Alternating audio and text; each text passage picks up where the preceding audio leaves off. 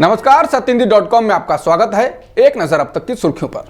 शिवसेना के सांसद संजय राउत की आज दिल्ली में कांग्रेस के पूर्व अध्यक्ष राहुल गांधी से मुलाकात होगी, जबकि बुधवार को वो पार्टी की महासचिव प्रियंका गांधी वाड्रा से मिलेंगे। बीते दिनों पश्चिम बंगाल की मुख्यमंत्री ममता बनर्जी ने जब ये कहा कि यूपीए क्या है और यूपीए कुछ नहीं है, तो शिवसेना ने उन्हें जवाब दिया था। शिवसेना ने अपने मुखपत्र सामना में भी लिखा था कि कांग्रेस को राष्ट्रीय राजनीति से दूर रखकर सियासत करना मौजूदा फासिस्ट राज की प्रवृत्ति को बल देने जैसा है। माना जा रहा है कि राउत की राहुल गांधी और प्रियंका गांधी के साथ मुलाकात में शिवसेना के यूपीए में शामिल होने को लेकर कोई अहम चर्चा हो सकती है। इसके अलावा 5 राज्यों के विधानसभा चुनाव को लेकर भी बातचीत हो सकती है और शिवसेना कांग्रेस का खुलकर समर्थन कर सकती है। मध्य प्रदेश की राजधानी भोपाल से लगे विदिशा जिले के एक मिशनरी स्कूल में जमकर उत्पात मचाने और पत्थरबाजी करने के आरोप में बजरंग दल के 4 प्रदर्शनकारियों को पुलिस ने गिरफ्तार किया है, जबकि अन्य की तलाश की जा रही है। बता दें, विदिशा जिले के गंजवा सौदा तहसील के सेंट जोसेफ स्कूल में कट्टर हिंदू संगठन बजरंग दल की अगुवाई में सोमवार को जमकर उत्पात किया गया। जिस वक्त उपद्रवी स्कूल को अपना शिकार बना रहे थे, उस दौरान स्कूल में 12वीं कक्षा के छात्र गणित की परीक्षा दे रहे थे। अचानक हुए इस उपद्रव के कारण परीक्षा दे रहे छात्र बुरी तरह सहम गए, उनकी एकाग्रता भी भंग हुई। बड़ी संख्या में पहुंचे बजरंग दल के प्रदर्शनकारियों का आरोप था कि स्कूल धर्मांतरण का अड्डा बन गया है। जबरदस्ती और बहला फुसलाकर हिंदू विद्यार्थियों का धर्मांतरण कराया जाता है। स्कूल प्रबंधन ने आरोपों को सिरे से नकार दिया। गुस्साए प्रदर्शनकारियों ने स्कूल में जमकर तोड़फोड़ की थी, पत्थर भी चलाए थे। उत्तर प्रदेश में कानून व्यवस्था सुधारने और महिला सुरक्षा के कितने भी दावे किए जाएं, लेकिन एक के बाद एक ऐसे अपराध उन दावों की पोल खोल देते हैं। देश के गृह मंत्री अमित शाह ने जिस यूपी के लिए कहा था कि अब यूपी में 16 साल की लड़की भी गहने लादकर रात 12 बजे सड़क पर निकल सकती है, उसी यूपी में एक स्कूल की 10वीं की 17 छात्राओं के साथ छेड़छाड़ की वारदात हुई है। ये मामला यूपी के मुजफ्फरनगर का है। इस मामले में 2 स्कूलों के प्रबंधकों के खिलाफ FIR दर्ज की गई है। आरोप है कि छात्राओं को CBSE प्रैक्टिकल परीक्षा के बहाने दूसरी जगह ले जाया गया था।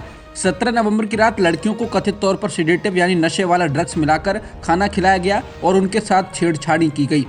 FIR के अनुसार नशा करने के बाद 17 बेहोश हो गईं और अगले दिन ही घर लौटी। उन्हें धमकी दी गई थी कि वो किसी से बात नहीं करेंगी, नहीं तो उनके परिवार के सदस्यों को मार डाला जाएगा। इस कथित घटना के एक पखवाड़े से अधिक समय बीत जाने के बाद भी दोनों को गिरफ्तार किया जाना बाकी है। SSP ने कहा कि आरोप सही पाए गए हैं। उन्होंने कहा कि संबंधित थाने के प्रभारी को पुलिस लाइन भेज दिया गया है और उसके खिलाफ विभागीय जांच शुरू कर दी गई है। राज्यसभा से 12 सांसदों के निलंबन के खिलाफ विपक्षी दलों का हल्ला बोल जारी है। मंगलवार को भी राज्यसभा में विपक्ष ने हंगामा किया और उस वजह से सदन की कार्यवाही को 2 बजे तक के लिए स्थगित करना पड़ा। सांसदों ने कई दिनों तक संसद परिसर में महात्मा गांधी की प्रतिमा के सामने प्रदर्शन भी किया था। संसद सत्र के पहले ही दिन विपक्षी दलों के 12 सांसदों को निलंबित कर दिया गया था। कांग्रेस और अन्य विपक्षी दल सांसदों के निलंबन को रद्द करने की मांग कर रहे हैं, जबकि सरकार ने इन सांसदों से माफी मांगने के लिए कहा है। कांग्रेस के पूर्व अध्यक्ष राहुल गांधी ने कहा है कि हम गांधीवादी लोग तानाशाही के खिलाफ खड़े हैं और हम नहीं झुकेंगे। संसद में गैर हाजिर रहने वाले बीजेपी सांसदों को लेकर प्रधानमंत्री मोदी मंगलवार को बेहद सख्त दिखे। बीजेपी संसदीय दल की बैठक में मोदी ने ऐसे सांसदों को चेताया और कहा कि आप खुद को बदल लें, वरना अपने आप बदलाव हो जाएगा। संसद सत्र में जिस तरह विपक्ष ने किसानों के या सांसदों के निलंबन को लेकर एकजुटता दिखाई है, उससे सरकार दोनों सदनों में घिरती दिख रही है।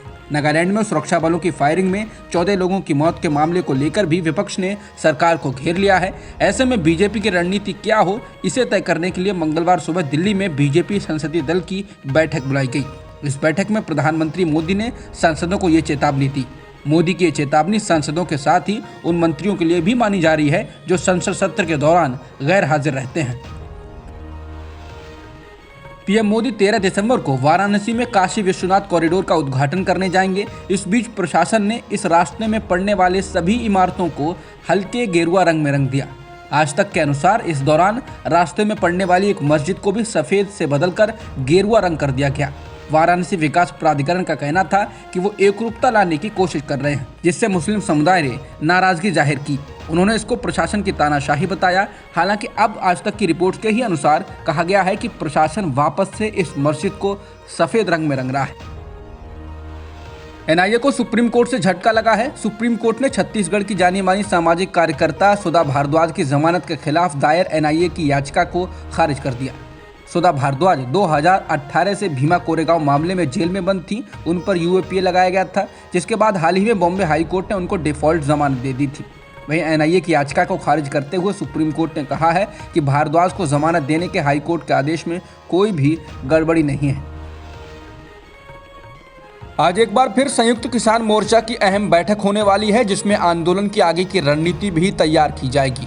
संयुक्त किसान मोर्चा ने पिछले 5 दिसंबर की बैठक में केंद्रीय गृह मंत्री अमित शाह के कहने के बाद 5 सदस्यों की एक कमेटी बना दी थी जो सरकार से बात करती, लेकिन इस दौरान सरकार की ओर से बात करने की कोई पहल नहीं की गई है, जिसके बाद कहा जा रहा है कि किसान आज आंदोलन को और तेज करने के बारे में विचार कर सकते हैं।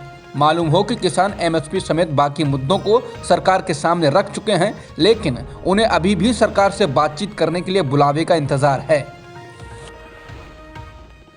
बीते कई दिनों से पूर्वांचल के बाहुबली और असरदार ब्राह्मण चेहरे हरिशंकर तिवारी के परिवार के सदस्यों के समाजवादी पार्टी में जाने की चर्चाओं के बीच बहुजन समाज पार्टी सुप्रीमो मायावती ने इन्हें निष्कासित कर दिया है। हरिशंकर तिवारी के बेटे व गोरखपुर की चिल्लूपार सीट से विधायक विनय शंकर तिवारी, बड़े बेटे व पूर्व सांसद कुशल शंकर तिवारी सहित भतीजे गणेश शंकर पांडे को पार्टी से बाहर का रास्ता दिखा दिया गया है। इन सभी के बीते दिनों समाजवादी पार्टी मुखिया अखिलेश यादव से मिलने व दल बदल की बातें सामने आई थी। तिवारी परिवार के बसपा से बाहर होने के बाद पार्टी की ब्राह्मणों को जोड़ने की मुहिम को बड़ा धक्का लगा है। वहीं सपा को पूर्वांचल में मुख्यमंत्री योगी के विरोध में एक बड़ा नाम मिल गया है। माना जा रहा है कि आने वाले दिनों में हरिशंकर तिवारी का कुनबा सपा में दिखेगा और पूर्वांचल में प्रचार करेगा।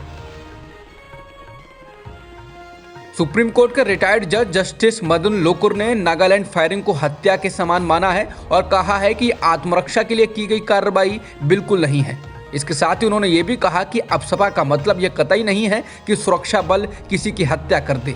जस्टिस मदन लोकुर ने एनडीटीवी से बात करते हुए कहा कि अपसपा को गलत ढंग से लागू किया गया है, जिसके तहत सुरक्षा बलों को यह हक दे दिया गया है कि वो कहीं भी कार्रवाई कर सकते हैं और किसी को भी कभी भी बगैर वारंट के गिरफ्तार कर सकते हैं। उन्होंने कहा कि सुरक्षा बलों ने जो कुछ भी किया वो ज्यादा सक्रियता दिखाते हुए किया, लिहाजा हत्या की मंशा साफ है।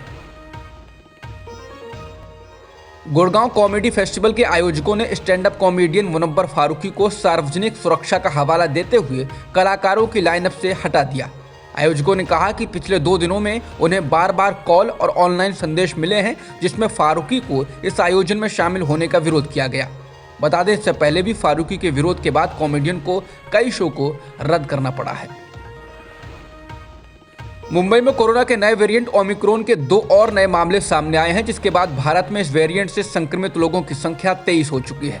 सबसे पहले 2 मामले कर्नाटक में दर्ज किए गए थे, इसके बाद गुजरात में और फिर महाराष्ट्र में।